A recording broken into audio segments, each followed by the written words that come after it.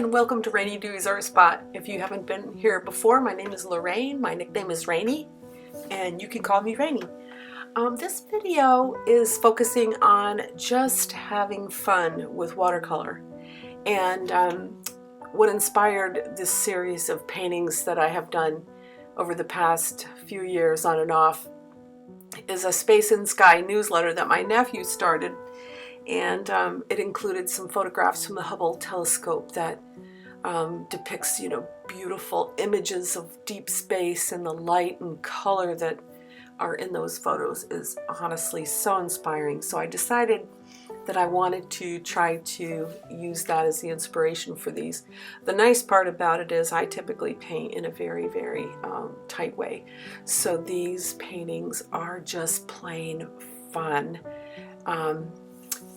The goal is to use color and value and paint in a wet way. So I started off with wetting my paper, my entire paper, and then the first layer I used one of my transparent yellows. And then over that, so what I did after that was I let it dry completely. And when I say dry completely, that means that the paper is not buckling and it's not cool to the touch. If your paper is cool to the touch, then it is still wet. So once it's completely dry, I know that that particular yellow is a color that won't be lifted once I apply a second clear water wash. So I applied a second clear water wash, and that's when I put in these oranges. I'll put the title of the name of some of the colors that I use, because they're not your typical cadmium yellow, cadmium orange. They're Pyrrole. I'm not even going to say what it is because I'm not 100% sure, but I'll put it in the description. And the colors that I used are vibrant and transparent, and they help immensely with this technique. This spot right here, I had a really hard edge where I was trying to save the white, and so I was trying to soften it with my scrubber. I didn't do too much with it to soften that hard edge because I didn't want to deface the paper, and I knew that the layers coming after it would disguise that. You'll see also a couple pieces of dog hair. My new dog Tucker, he sheds quite a bit, and so there's a couple of pieces of hair on the surface of the paper. I leave those alone, and I don't go back and try to remove them while I'm painting, because they really don't have an impact on the final outcome. So they'll come off later when the whole thing is dry. They don't do any damage. And so the next layer is alizarin crimson mixed with one of the oranges, I think likely a Pyrrole orange that I just used. And I'm trying to right now create the illusion of deep space, dark deep space, where there's just random shapes of light.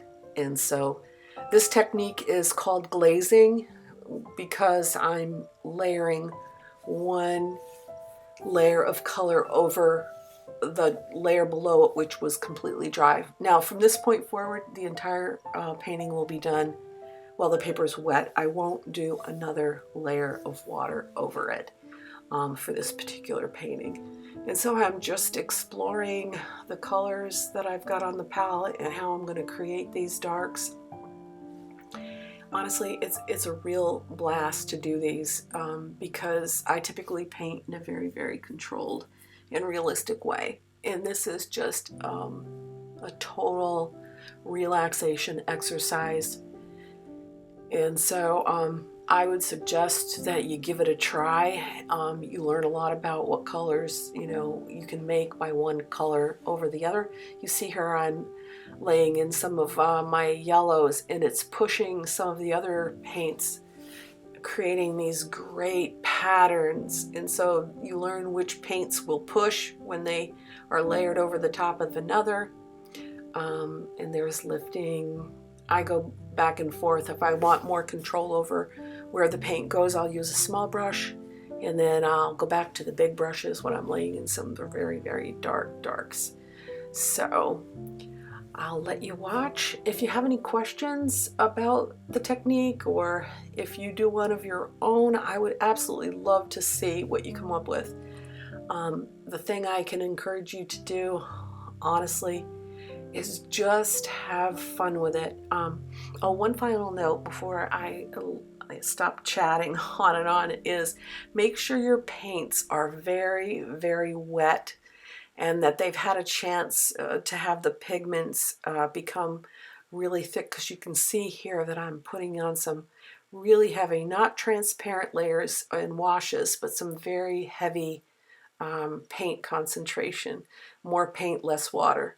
And as the paper dries, you'll see that the paints react in a different way. So again, lots of lessons here, but the most important thing is please just have fun with it, and happy painting. Thanks for stopping by.